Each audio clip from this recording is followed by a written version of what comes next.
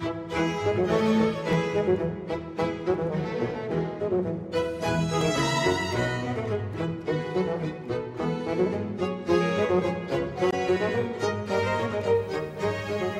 to a primer on backyard composting. What is composting? It is what nature has been doing for millions of years in breaking down living material. What are the benefits to you in composting? You are completing the cycle of nature, taking what is left over and returning it to the earth.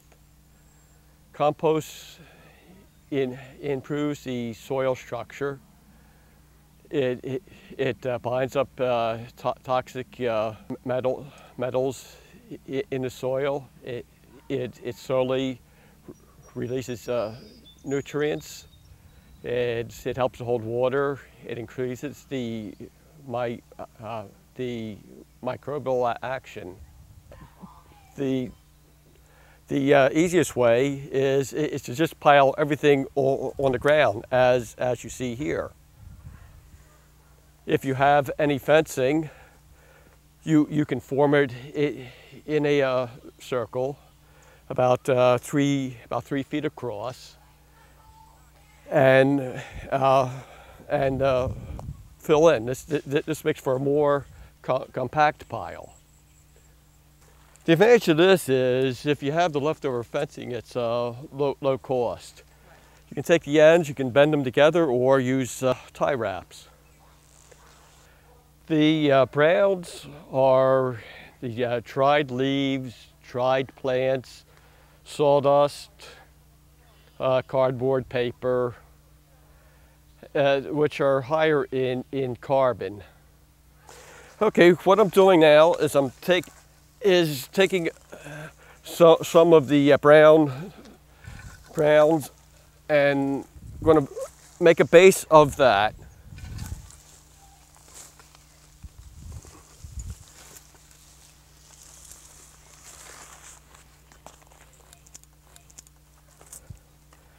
And then we're going to go with the greens, which are the higher nitrogen source. In this case, I'm using some fresh weeds. Some of what I ground up.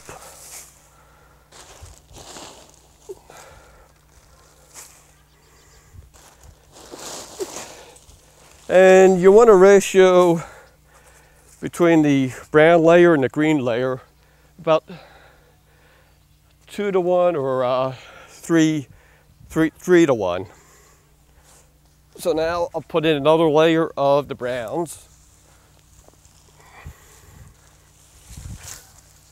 And it doesn't just have to be yard waste. You can take things like cardboard and paper, sawdust from untreated wood, and if you have leaves, those are certainly good to use. If you have a lot of branches, those are slow to break down unless you can run through a chipper, such as the one you have here. That'll break down the branches in less than a year, rather than taking several years. So, what else can you add to a compost pile? Hi, Bob. Oh, hi, Judy. How you doing? What kind of presents do you have for me? I have my kitchen waste. This is I haven't good. set up my compost pile yet, and I thought that maybe you could help me with it. I don't want it to go to landfill, and I know that you compost, so I thought maybe you could hang out and watch you play around your compost pile, and that you could use this. This will be a good source of nitrogen. Oh, okay. So mostly coffee grounds. That's There's some paper in here too. That's good. Coffee grounds and filters can go in.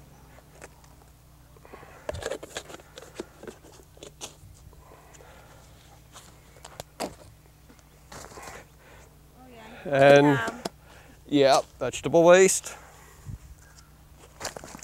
Another good source, and eggshells. Okay, so now we'll put another layer of the browns on here. These are ground up branches.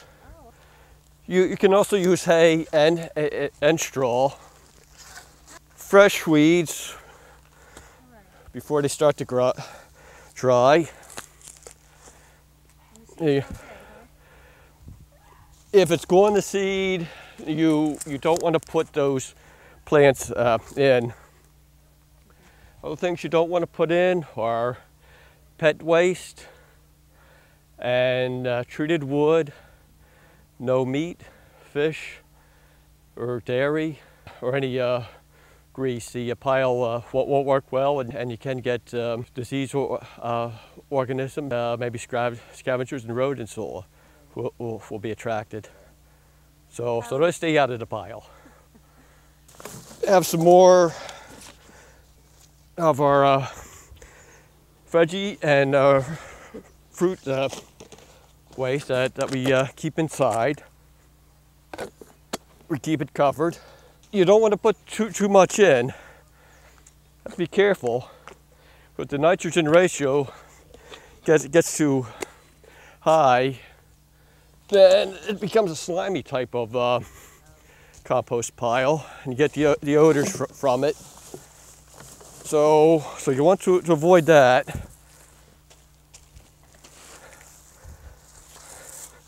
Now the material I've been putting in is fairly moist, but if it's dry, you want to add some water.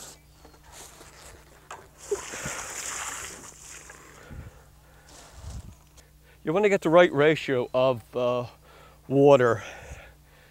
When the pile feels like a wrung, wet sponge, then that's about the ideal. Too dry, the microbes don't have anything to work with it, and if it's too wet, then the oxygen is driven out. It's up the difference between aerobic and anaerobic. The advantages to the aerobic is it breaks down fast. There's very little odor from it versus the anaerobic, which is where you get methane coming off of the pile. It takes a little bit of experience to get the right mixtures and know what to mix in. So we'll put some more of the browns in there.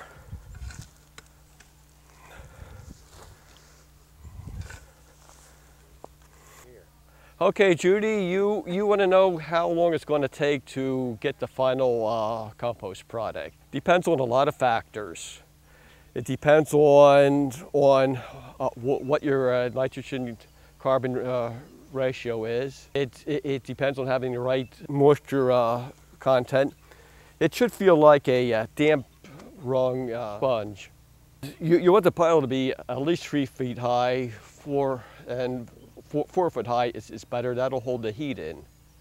The heat forms when the microbes start to break down the material in the center of the pile. You can get a compost thermometer for about $25, or if you don't want to do that, you can just get a metal rod. You put it in and pull it out and judge how warm your pile is. So for the finished pile, I'd put that in, come back and look at it after 2 or 3 days and see that it's heating up. And then watch it for about a week or two, because the temperature will peak. Then as the material in the center breaks down, the pile will start to cool off. And that's your signal that it's time to turn it. You mix the material from the outside, which hasn't done much, with the inside, plus you introduce fresh oxygen. So that keeps the process going. So you're monitoring the temperature, and you see after 2 weeks it starts to cool off. What that tells you is it's time to turn the pile, which does a couple things.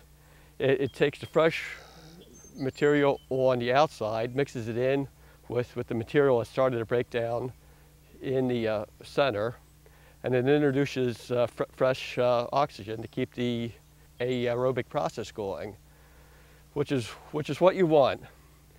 That's what produces the heat.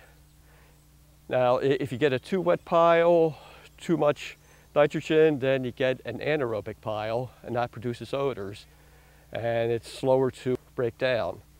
And if that happens, the best thing to do is to put some dried leaves or straw, cardboard, something like that in there to take the extra moisture and introduce some oxygen. Okay, so we've watched this for 2 weeks. The temperature is going down. Now it's time to turn it, and we monitor the temperature. See, it goes back up. You want to keep turning the pile every week or two, depending on what the temperature is doing. If it's summertime, it'll break down faster. Winter, or when the temperature is cold, the pile isn't going to get as hot. How do you turn a pile? For a pile like this, once it's done, you might be able to lift the wire off, or else you would have to get in there and move it around. It's partially, it's easier when it's partially broken down. When it's done, this is partially done, so it's starting to get dark, but you can still recognize the materials in here. When it's totally finished, it's like a black dirt, a fine black dirt, and it crumbles. It might have a few twigs or sticks in there, so you can use a screen and take those out. And then you can use that either as a top dressing on your garden or on the lawn. An easy way to compost is to use a tumbler. It's a much higher cost option than just going with fencing, but it takes up very little room. Plus, it's easy to use. With this model, you take the top off, dump your waste in, then put the top back on it.